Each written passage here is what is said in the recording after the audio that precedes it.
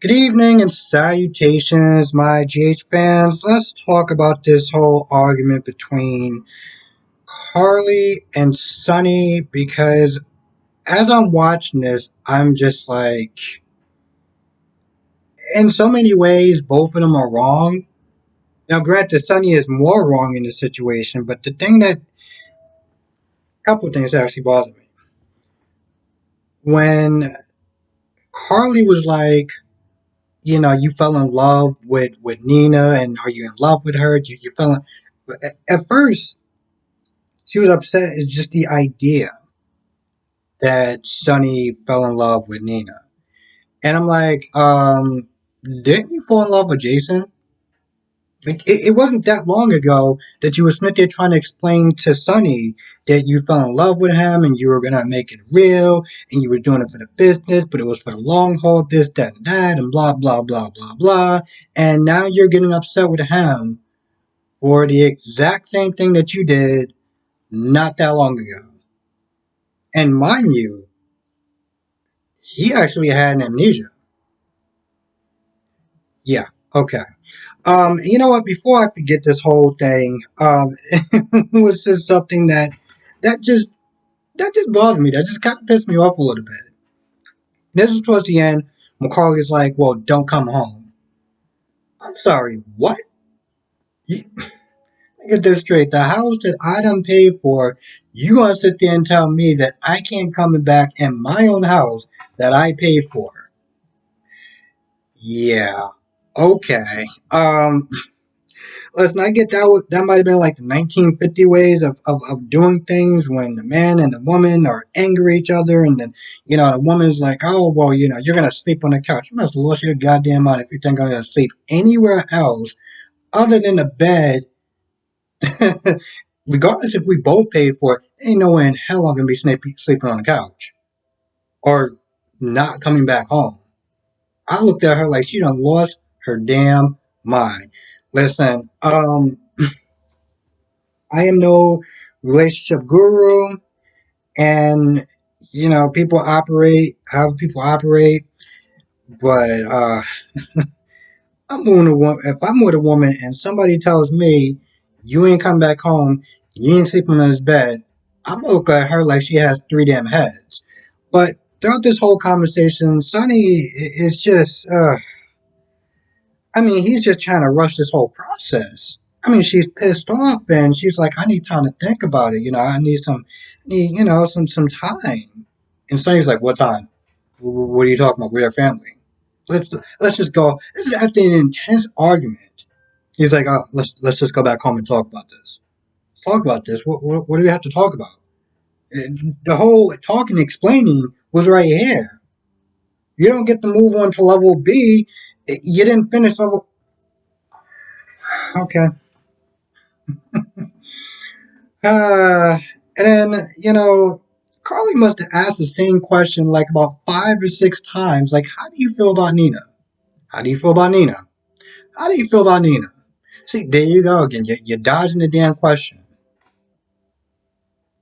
Again, I look at this and I'm like, Sonny, you did this to yourself.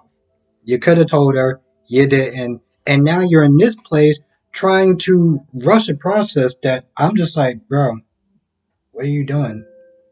The last time I saw somebody try to rush a process this fast, well, his name is Jack on B&B. He tried to rush that process like, nah, you just gonna sit there and forgive me. We're just gonna move past this whole thing. Okay, all right.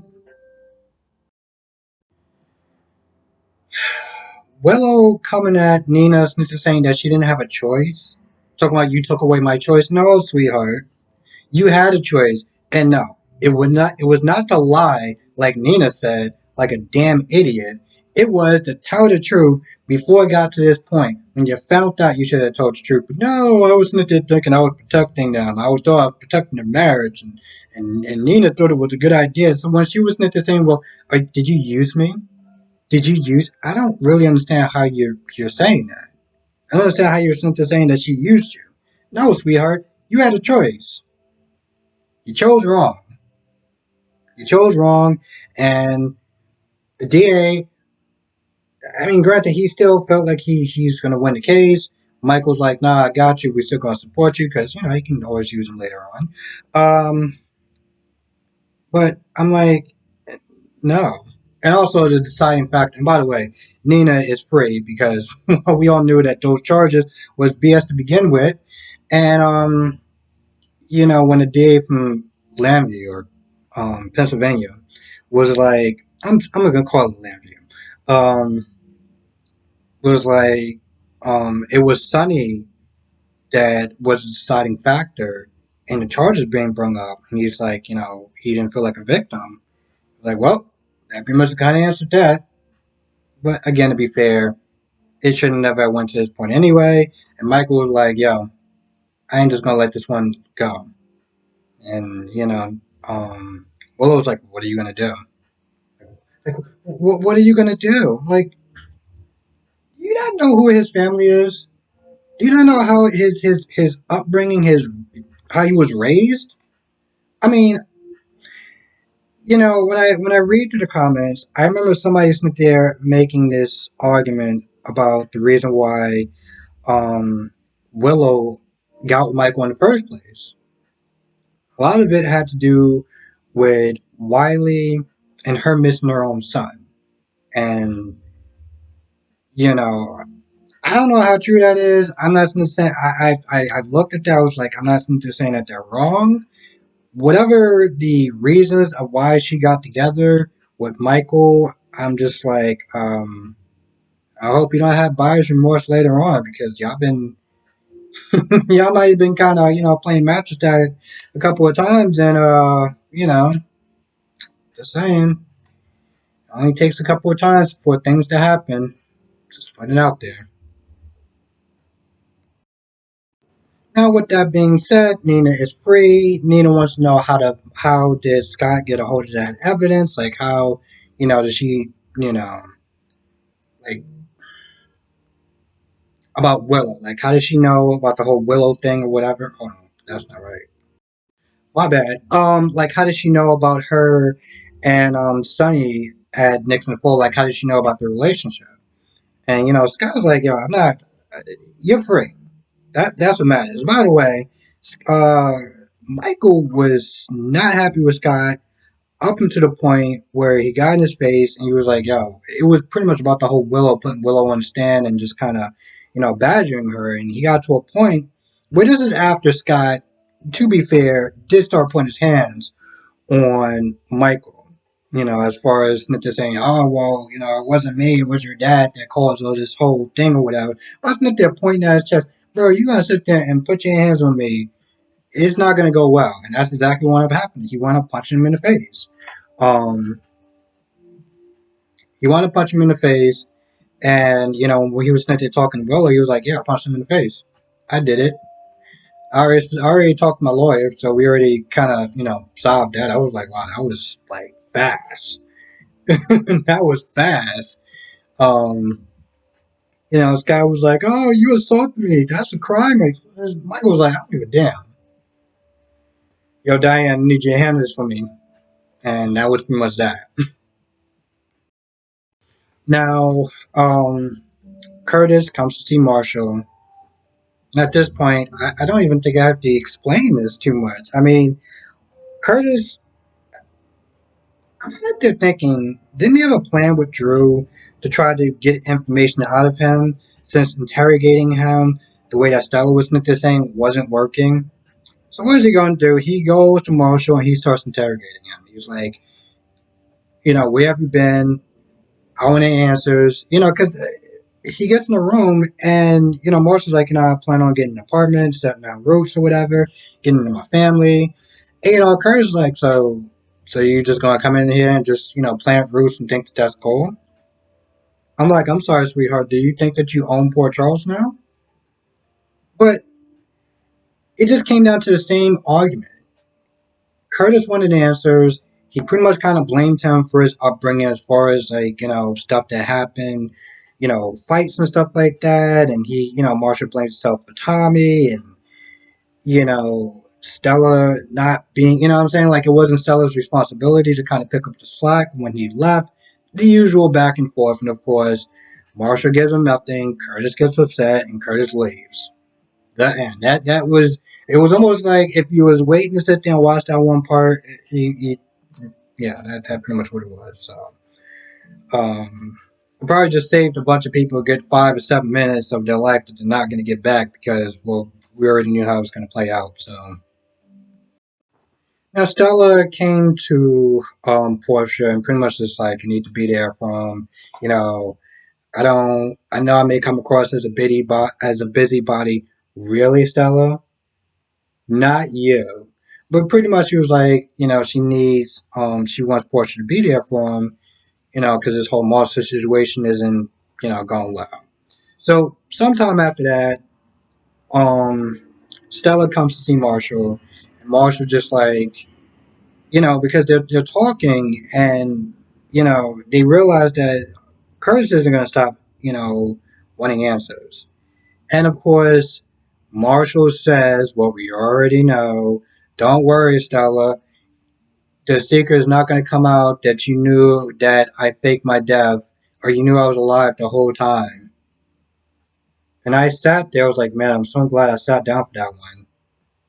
I'm so glad that, you know, this was such a revelation that I found out that Stella knew that Marshall was alive the whole time. I'm sitting there like, y'all slacking. Y'all slacking on that. This was a good episode, but y'all slacking on that. So you have Alexis, Jocelyn, and Spencer getting ready. Well, Spencer wants to sit there and tell the professor that he's going to be in Spring Ridge, pretty much a country club for the next 30 days, so he can't attend college. He can't attend classes. But she already starts the lecture, and Jocelyn's like, "Oh, why don't you just sit down and you learn something?" What is he going to learn? He should be, whatever. So they start talking, so she starts talking about a case, and apparently she doesn't have her facts correct because Alexis is like, no, that's not how that happened. The way it really happened, or the way it should have happened, was this, that, and the third. I'm sorry, I didn't mean to do that. Pretty much corrected her in front of the whole class. So after it was over, you know, he's sitting up there talking to Jocelyn, and she's like, she's probably gonna scold me for that, but I just couldn't help myself. I was like, no, you could, you chose not to. You chose not to. Don't sit there and say that you couldn't do it. You just chose not to, which whatever. Um, but the professor does talk to her and says, you're wasting your time in this class, and you really should be teaching. All you have to do, because she sounds really excited. And she's like, okay, cool, yeah, I never really considered that. And she's talking about like working as an adjunct and then being, assigned on full time. She's like, yeah, this, that, and the third. And I'm like, Alexis, I think you forget one point. Listen, I get that this is a very exciting new venture for you, but I think you're forgetting one. Okay, Alexis. And then she's like, "Yeah, all you have to do is ace the interview and pass the background check." It's like, background check. Yes, Alexis, a background check. Didn't when you used to sit there and hire interns and stuff like that, you would do some sort of background check on them? You used to be a lawyer. What? Me saying that is like saying that Willow used to be a teacher, and sometimes the dumb things that she either says or does, it just baffles me. So the fact that Alexis got caught off guard with, I don't know, a background check. Okay, Alexis. All right.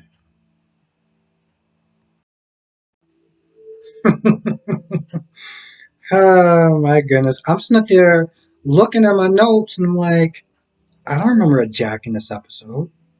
Where the hell is Abby? Wait a minute. Wrong damn notes. I'm practically sitting up there flying blind, looking like, mm, I don't know, some of these names don't really match. Yeah. Just start putting little things like Days of Our Lives notes. General Hospital notes. Well, I think I did okay flying blind for the class for the past 15 minutes. Oh, and Jocelyn sits there and told Spencer that the plan was wrong, that he should have went about it in a different way. And as far as Ava's concerned, he just she kind of just you know well, she plays nice. She's never going to be totally okay with what Ava did to Morgan, but she has a sister now or a stepsister. Um, so for the family's sake, she's just like, yo, I'm gonna let it go. Plus, Trina and Ava are close, so that's another reason to kind of just whatever. My I have a bunch of questions, but within this argument, within this conflict, who do you think was more wrong? Was it Carly? Was it Sunny? I mean, at this point, people have been watching this channel, watching my reviews, knows that Sunny is my guy. But with that being said, I'm not giving him a free pass. He did this to himself, and him sitting there making excuses, going around the bush, trying to just sit there and rush this whole process of her being upset and just thinking, oh, well, we'll just talk about this more when we go home. It's going to be okay. Bro, no, you messed up. Okay? I mean, yeah, Carly had some issues with what Carly said, especially the part, again, about the whole, don't bother to come back home. Like, okay. And her being upset with Sunny falling in love with Nina. Yeah, that's hard to hear. Okay? That's hard to hear, but let's not sit there and try to act like not that long ago you did the exact same thing. So, like, really. And on top of that, the dude actually had amnesia. But the issue really isn't so much as the falling in love part, as much as she kept there throwing it out there. It just came down to him lying by omission, him not telling her the truth, him just going on with life, and her sitting there thinking that she's blaming herself for this distance or this shift in their relationship and wondering, blaming herself for it. When the whole time, it was this secret that he kept saying, oh, I couldn't do it because, Jason was dead and I couldn't do it because, Brandon and child. And it was like, bro, you had so much time to sit there and tell her the truth, like, I don't know, the next day, on your to-do list. I mean, how long was Jason gone? And you still didn't say anything. So his excuses was BS. Okay, I will give him the amnesia thing, but everything else, bro, come on.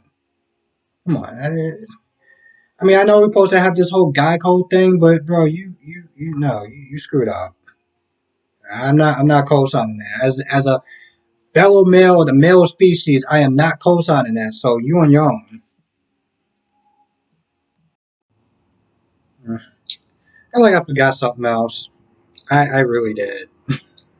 And I think that's just more not the fact that I was flying blind for the first 15 minutes, but just because, I always do. But with that being said, if I did, please write it down in the comment section below. I want to thank you for watching. Be safe, and I will see you in the next